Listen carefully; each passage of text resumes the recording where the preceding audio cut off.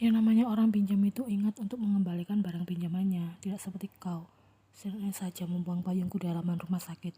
Gerutu Yungi. Mian Hyung, gumam Taehyung yang kemudian terdiam, sembari menatap Airin yang terbaring di ranjang rumah sakit dengan pandangan iba. Gadis itu tampak pucat dan terlihat semakin kurus. Taehyung terus menggenggam tangan Airin yang terasa sedingin es di sana, berharap Airin bisa merasakan kehadirannya. Hyung, apa? Kapan Airin Nona akan bangun? Tanya Taehyung penuh harap. Belum bisa dipastikan, kondisinya seperti orang yang tengah terbaring koma. Tapi kami memastikan dia tidak koma, Taehyung. Tangan Taehyung sudah terulur membelai wajah Airin di sana. Tidak habis pikir mengapa Jungwoo dan Haejin tega untuk membohonginya tentang keadaan Airin. Aku rasa Airin hanya butuh dukungan untuk bisa bangun kembali. Dia lebih seperti orang yang kehilangan harapan. Semangatnya untuk kembali ke dunia ini nyaris tak ada. Itu yang membuat keadaannya menjadi seperti ini, jelas Yoongi. Nona, ini aku Taehyung. Aku sudah kembali. Kau bisa mendengarku kan? Bangunlah Nona. Kami semua di sini menunggu kau kembali. Bisik Taehyung di telinga gadis itu. Yoongi bisa melihat tatapan sedih lelaki itu hingga membuatnya menepuk pundak Taehyung untuk memberikan dukungan. Kau dokter yang bertanggung jawab atas Airin Nona kan Young? Iya Taehyung. Tolong jaga dia dengan baik. Kabari aku juga jika ada perkembangan mengenai kondisi Airin Nona. Yoongi mengangguk. Akan aku lakukan. Lalu Hyung, jangan bilang pada opa, oma, dan juga istriku jika aku sudah mampir kemari dan mengetahui kondisi Airin Nona yang sebenarnya. Pinta Taehyung. Yoongi mengangguk setuju.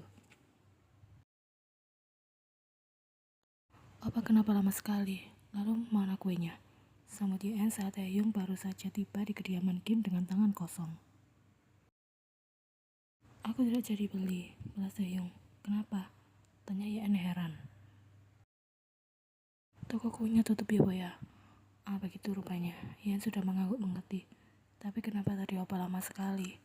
Taehyung tidak menjawab. Kenapa opa kelihatan lesu juga? Apa jangan-jangan opa masuk angin karena terlalu lama berada di luar? Seharusnya tadi tidak usah pergi saja kan? Omel Yen sudah merasa khawatir. Ia kemudian membawa suaminya itu untuk duduk di kursi dapur. Tunggu sebentar, aku akan membuatkan teh madu agar opa tidak terkena flu dan jatuh sakit. Iya boya. Sebenarnya Taehyung merasa sangat kecewa dengan kebohongan Jungwoo dan Haejin, tapi sudah bisa menebak jika mereka terpaksa melakukan hal itu demi Yen. Mereka takut fokus Taehyung akan beralih pada Airin sepenuhnya, dan Yen jadi terabaikan. Tapi tetap saja yang namanya kebohongan adalah hal yang keliru, meskipun dilakukan demi kebaikan.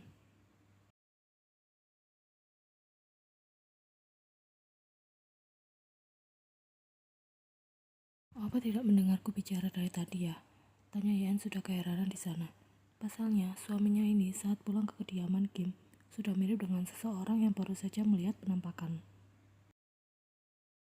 Mian Yoboya, Yen sudah menghela nafas di sana. Aku bilang opa cepat minum teh madunya sebelum menjadi dingin. Taehyung mengangguk linglung dan segera mengambil cangkir berisi teh madu itu dan hendak meminumnya.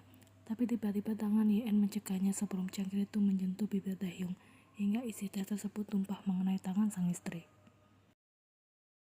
Melihat Yen yang meringis kepanasan, Taehyung dengan panik dan khawatir segera menggiring langkah Yen menuju wastafel, mengguyur tangan gadis itu dengan air dingin yang mengalir dari keran. Aku memang memintamu untuk segera meminumnya sebelum dingin, tapi kau tidak bisa meminum teh madunya langsung seperti itu. Bibir dan lidahmu bisa saja melepuh. Nih, Mian, balas Taehyung singkat, masih fokus dengan tangan Yen di sana. Weh opa, apa ada sesuatu yang tengah mengusik pikiranmu? Tanya Yen masih bisa merasakan panas itu di tangannya. Tidak ya boya, kau bisa cerita padaku. Tidak ada apa-apa, Taehyung sudah memberikan senyum tipisnya di sana.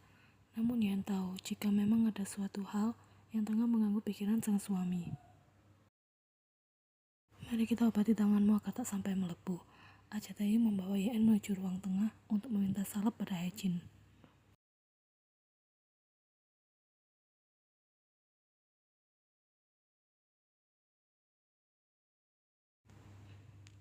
Taehyung sudah mengusap telinganya yang terasa panas dan memerah akibat jeweran tangan Haejin. Kenapa Oma tiba-tiba menjewer telingaku? Tanya Taehyung dengan tatapan tak percaya. Apa sih gunanya telingamu itu? Dari tadi aku kan sudah bilang, kau mengoleskan salapnya terlalu tebal. Haejin sudah mengambil alih tangannya di sana. Ia sendiri yang turun tangan untuk merawat sang menantu. Kau pikir mengoleskan tebal-tebal begini akan membuat tangan istrimu bisa segera sembuh ya? Aturan pakainya sudah tertulis dengan jelas, tipis-tipis saja, yang penting rata. Itu jauh lebih efektif, omel Haejin. Sepertinya aku mengantuk. Aku akan pergi untuk cuci muka terlebih dahulu. Pamit Taehyung yang segera pergi dari hadapan Yen dan Haejin di sana. Opa jadi aneh sejak pulang tadi, Omoni. Ucap Yen sudah curhat pada ibu mertuanya. Mungkin ketempelan setan, makanya jadi seperti itu. Balas Haejin sudah merasa kesal dengan tingkah laku sang anak. Omoni jangan bicara seperti itu.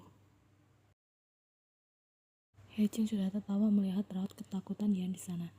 Nanti saja kau tanyakan baik-baik pada suamimu apa yang sudah terjadi. Dia mungkin masih belum ingin bercerita pada kita untuk saat ini. Ucap Haejin memberikan saran. Tapi tampaknya tidak semudah itu bagi Taehyung untuk bercerita. Ia memang sudah kembali seperti biasanya, seolah-olah kejadian kemarin tidak pernah terjadi. Yen yang masih merasa penasaran tetap menunggu dan bertanya ketika ada kesempatan. Namun tak pernah mendapatkan jawaban, hingga hari Senin tiba, hari di mana Taehyung akan berangkat ke perusahaan untuk pertama kalinya. Aku berangkat sekarang ya, pamit Taehyung. Ia dengan segera melepas celemeknya dan mengangguk singkat, kemudian mengekori langkah Taehyung hingga ke depan pintu. Jangan terlalu lelah hari ini. Kau bahkan harus bangun pagi untuk menyiapkan sarapan, padahal sudah ada Bibi, ucap Taehyung. Aku harus melakukannya karena ini hari pertama Opa pergi ke perusahaan, balas Yen. Taehyung kemudian melayangkan sebuah ringan di pucuk kepala sang istri dan kemudian turun. Hati-hati di jalan Opa, sampai ketemu nanti sore. Iya Bu ya. Taehyung berjalan keluar memasuki mobilnya yang sudah terparkir di halaman. Tak lama kemudian, mobil itu meninggalkan area kediaman Han. 20 menit kemudian, sebuah pesan singkat dari Taehyung masuk ke ponsel Yen. Aku sudah sampai di perusahaan. Rasanya gugup sekali karena ini pertama kalinya. Semangat Opa, kau pasti bisa melewati hari ini dengan baik. Yen membalas pesan Taehyung dengan senyum tipis. Taehyung juga mengatakan jika ia sudah rindu pada Yen, padahal baru berpisah sebentar. Membaca pesan yang baru saja dikirimkan oleh suaminya itu, sepertinya Yen hanya salah sangka mengenai kediaman sang suami kala itu. Karena ini hari pertama Taehyung pergi ke perusahaan, Yen pikir dia pasti akan kelelahan setelah pulang dari bekerja nanti. Itu sebabnya Yen ingin memberikan hadiah berupa masakan untuk makan malam sang suami. Kemampuan memasak Yen memang tidak seberapa, tapi dia punya ibu mertua yang bisa diandalkan sebagai tempat bertanya beberapa resep makanan yang ingin Yen sajikan untuk sang suami. Pukul 5 sore, Taehyung sudah keluar dari perusahaan. Tanpa sengaja, ia berpapasan dengan Jungwoo di lobi. Kau sudah mau pulang? Tanya Jungwoo. Nikim saja Nim, balas Taehyung dengan formal. Mau langsung pulang? Taehyung menggeleng. Aku ada janji dengan Hoseok, ucap Taehyung yang segera meraih Hoseok yang kebetulan lewat. Selamat sore Kim Sajanim, sapa Hoseok dengan senyum cerah meskipun hari sudah hampir gelap. Jungwoo mengangguk mengerti. Kalian pasti ingin mengobrol karena sudah lama tidak bertemu kan? Benar, balas Taehyung, berbeda dengan Hoseok yang sudah menunjukkan wajah bingung. Tidak apa-apa untuk pergi bersama rekan kerjamu, asalkan jangan pulang terlalu malam. Ingat, kau punya seorang istri yang menanti kepulanganmu di rumah, ucap Jungwoo sebelum pergi dari hadapan Taehyung dan Hoseok di sana. Kapan kita membuat janji untuk pergi bersama setelah pulang kerja? Tanya Hoseok menuntut jawaban. Aku tidak bisa karena sudah bilang pada istriku akan segera pulang setelah jam kerja usai. Lagi pula istriku sedang hamil besar. Aku tidak tega untuk pergi meninggalkannya sendirian lama-lama, kecuali saat kerja. Itu hanya formalitas. Aku tidak akan membawamu pergi kemana-mana, balas Taehyung. Aku mungkin akan sering menggunakan namamu untuk hal-hal semacam ini.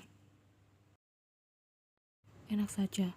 Kalau kau mau bohong, jangan bawa-bawa namaku, seru Hoshik tidak terima. Aku kan minta tolong, balas Taehyung sudah memelaskan wajahnya. Tetap saja tidak bisa, karena ini sebuah kebohongan. Aku tidak mau suatu saat nanti kau kepergok, aku jadi ikut terkena imbasnya. Tidak akan, aku bisa jamin. Ya terserah kau saja Taehyung. Intinya, kalau ada apa-apa, kau jangan melibatkan aku. Taehyung menjawab dengan anggukan. Hoshik kemudian pamit undur diri untuk segera pulang ke rumah, sementara Taehyung menuju rumah sakit. Ia ingin menjenguk Airin sebentar. Jika tidak begini, Taehyung tidak akan memiliki kesempatan untuk bertemu dengan Airin. Beberapa hari berlalu, keadaan gadis itu masih sama saja, seperti terakhir kali Taehyung melihatnya. Kau datang lagi? Sambut Yoongi. Iya Hyung, balas Taehyung. Hyung, apa tidak ada cara untuk membuat Airin Nuna segera bangun? Yoongi menggeleng. Tunggu saja. Pihak rumah sakit juga sudah mengupayakan segala cara. Sampai kapan, Hyung? Jangan bertanya hal yang berada di luar kuasa kami, Taehyung. Balas Yoongi. Kira-kira bagaimana ya reaksi Airin saat tahu aku adalah dokter yang menangani dia selama ini? Apa dia akan terkejut atau bahkan mungkin terharu? Gumam Yoongi membayangkan. Hyung, jangan percaya diri. Airin Nuna tidak pernah suka padamu. Dibandingkan kau, ia jauh lebih suka pada suami itu. Taehyung mencoba menyadarkan Yoongi untuk kembali pada kenyataan. Wanita memang membingungkan ya Taehyung. Dulu saat aku masih hidup dengan serampangan, Airin bilang ia tidak suka bad boy. Tapi di masa depan dia malah menikah dengan keturunan, padahal aku sudah mati-matian merubah imageku menjadi seseorang yang berguna bagi sesama manusia dan bangsa, ucap Yoongi curhat. Taehyung mengangguk setuju dengan ucapan lelaki itu. Kau sudah punya istri kan Taehyung? Nehyung. Ya sudah pulang sana sebelum istrimu merasa curiga. Tenang saja, ada aku yang akan menjaga Airin di sini.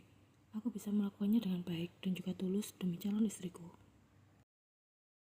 Jangan sembarangan, Hyung. Airin Nona masih milik Kim Sok Jin, korsi Taehyung. Dia heran, kenapa sekali tadi Min Yoongi ini keluar jalur terus, hingga membuat Taehyung berulang kali harus menyadarkannya pada kenyataan. Aku dengar dari ayahmu jika mereka akan segera bercerai, balas Yoongi. Memang, tapi belum. Padahal vonis percobaan yang dilakukan oleh Kim Sok Jin dan juga sidang perceraian sudah menantinya. Tapi dia belum juga punya keinginan untuk bangun. Positive thinking saja Taehyung. Mungkin Airin masih lelah dan ingin beristirahat sebentar lagi. Nih Hyung, aku akan bertahan di sini sebentar. Karena tidak tahu kapan aku bisa kembali datang untuk menjenguk Airin Nuna lagi di kemudian hari. Ya sudah, luangkan waktumu, balas Yoongi. Setelah mengungkapkan hal itu, Yoongi segera keluar dari ruangan Airin. Masih ada beberapa pasien yang harus ia tangani sebentar lagi. Taehyung tidak menyangka dia bisa ketiduran di sini saat menjenguk Airin. Tadinya ia hanya iseng-iseng memejamkan kedua matanya yang terasa panas, namun justru berakhir dengan terbang kala mimpi. Saat terbangun, jam dinding sudah menunjukkan pukul 10 lebih 15 menit malam.